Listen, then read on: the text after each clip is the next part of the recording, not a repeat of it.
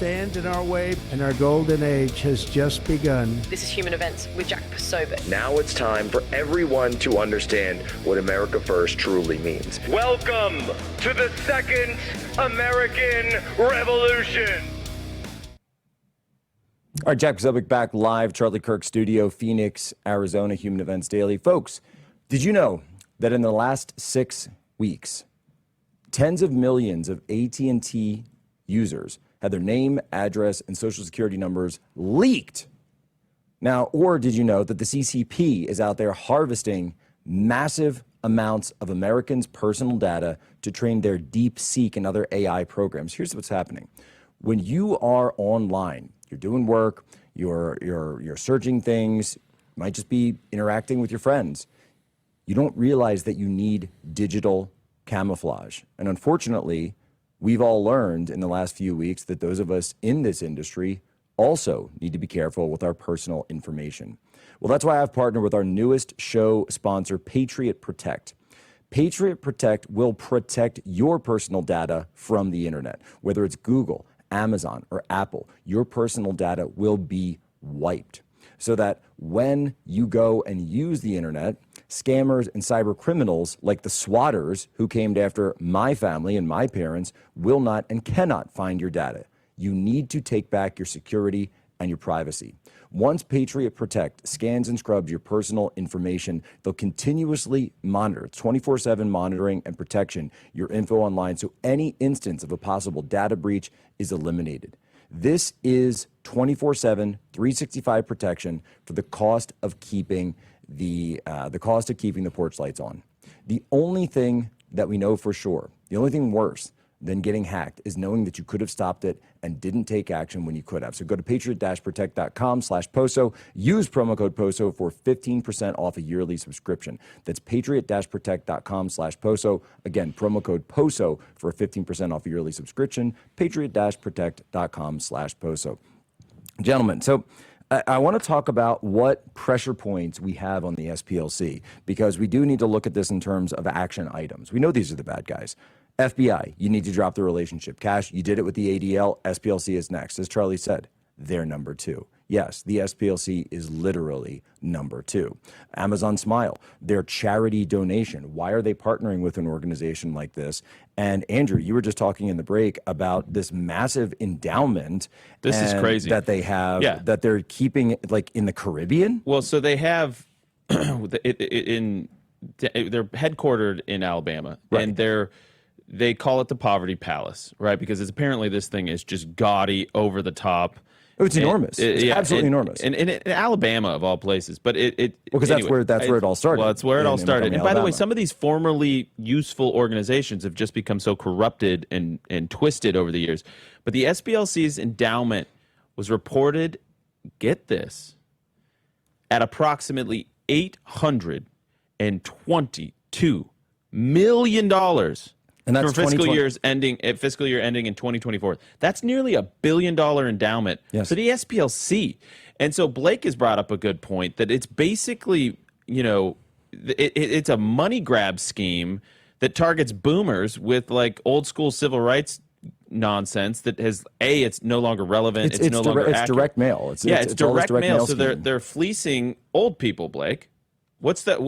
I mean, you've done some deep dive into this. I think, do we have this ready? Because I want to read. Yeah. All right. So this was talked about in Charlie's book, Right Wing Revolution. I think that's kind of a good way to set it up and loop our friend into this. No, I mean, Charlie was very clear that this was the number 2 organization to target. So let's read this quote. For decades, the Southern Poverty Law Center has collected revenues well in excess of its spending. In 2022, it collected $140 million, spent just $110 million for a surplus of $30 million. It has, as of when he was writing this in 23, amassed a pool of assets totaling more than $700 million. Their lavish headquarters is nicknamed the Poverty Palace, but even other more principled liberals find the SPLC completely loathsome. In 1996, one of them called SPLC founder Morris Dees a fraud and a con man. In a 2019 piece, former staffer Bob Moser said the group was, quote, ripping off donors and was essentially a con. Well, the SPLC is headquartered in Montgomery, Alabama. And then he makes a reference to the NRA which is headquartered in New York State, yeah. got besieged by the New York AG's office. They had an entire division such a of good the New point. York AG's office that was basically get the NRA.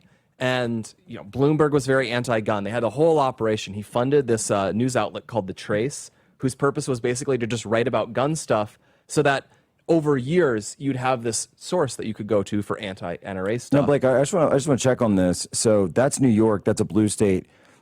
Alabama, though, where the SPLC is headquartered, my political knowledge trivia, it's not so good.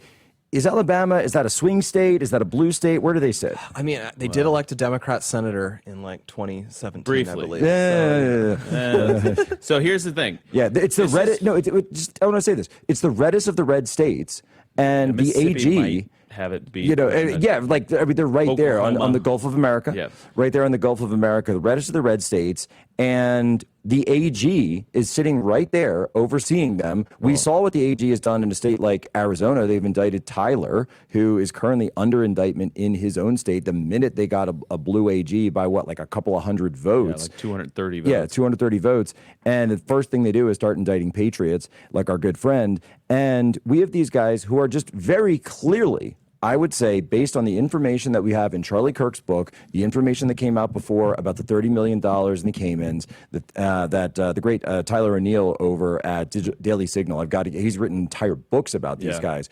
You've got the predicate for an investigation into the SPLC I for will wire tell you. fraud. Guess what? And mail fraud. Guess who's running for governor in Alabama? Who dat? It's a young man named Coach Tommy Tuberville. Coach Tommy Tuberville. No way. Yeah, I love that guy. Coach is the kind of guy that will not abide nonsense. He will not put up with it. And so this is why local government, whether it's at the state level or at the city level, is so critically important. Yes, we won the national race with President Trump in the White House. God bless Charlie for all that he did to make that happen. But we have to take back red states. We have to take back blue states. Every single inch of this country has a crisis of leadership. And Florida's doing great. There's some bright spots. But to your point, Jack, we on the right need to learn how to exert and use the power that we have, and it shows the character of a conservative versus a progressive. A progressive is just hell-bent on being as creative as they can to corrupt the system and to leverage the system in all these twisted, gross ways to punish their enemies. Conservatives, we're not wired that way. But when you have, to your point, a very clear predicate that this organization is engaging in fraudulent behavior and fleecing donors and whatever, then go investigate that. Use the power that the people have given you that's in your lawful purview, and you know what? Take on the SPLC. Do it. Do it, Coach. We have your back. Right, and that's We'll just get elected first, but when you are elected, then do it. Well, that's just at the local level, at the federal level as well. So if they're committing mail fraud, just the fact that it's in the mail, that makes it federal, and the fact that obviously I'm sure there's donors from pretty much every state of the United States that you can look at. There's multiple vectors here. But no, you're right about the state level, and I want to keep coming back to that. This is the reddest of the red states, and they're just sitting there. The poverty palace is built on top of one of our states, like an occupying It's force. built on blood money. Yes. It's built on blood money because these are the organizations that have been spewing hate about Jack Posobiec, about Charlie Kirk, about Turning Point USA, and they're giving license to murderers. Okay, and what do they do with that money when you send it to them? They slander good people, good Christians, people that built this country, the kind of people that still hold the values that built this country. So it's infuriating to me that they're left to go untouched. And this is, I go back to Utah State. We had Governor Cox there, okay? People didn't like that. Well, Governor Cox had privately communicated with us that, Charlie maybe had some good points, okay, when he went after him back in the day. I know the phone call you're talking about. But this was an example, and this is, I think, where Governor Cox has, improved and evolved, to use the Obama-ism. But here's the thing. This was a red state, a very, very red state in Utah, where he was ceding ground to the left on issues of trans and women's sports and things like that. That time is done.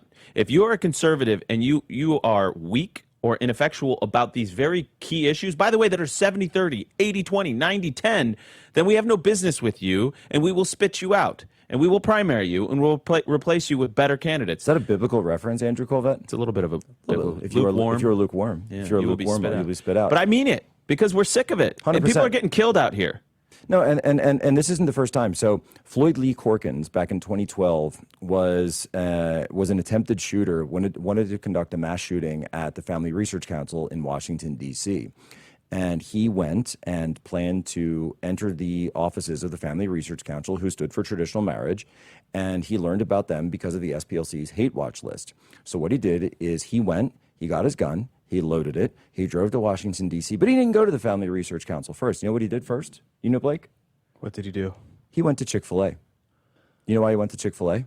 Because they were labeled by... Because Chick-fil-A had been labeled, and the Family Research Council had been labeled, and his plan was to buy Chick-fil-A sandwiches, shoot everyone in the office, and then throw Chick-fil-A sandwiches on their dead bodies as they bled out. Now, thank God, he was stopped by a good guy with a gun the minute that he tried to get in there. But he got all of that information, including the hate, the incitement, the smearing, and the location of their office from the SPLC. That's Floyd Lee Corkins. Then you had the Steve Scalise shooter, was an SPLC follower, and 4 months before Charlie Kirk was killed, Turning Point USA was added to the SPLC's hate list. And the day before Charlie Kirk was shot and killed, there was a newsletter from the SPLC targeting Charlie Kirk. Now, we don't know if the shooter was directly tied, so I'm not going to say that. But again, this is all out there. Everyone can see this. And we're coming up on it creates an ecosystem. It creates the ecosystem, a toxic, disgusting, sick ecosystem that gets people killed. Coming up on a break, right back, Jack Posobiec, Human Events Daily.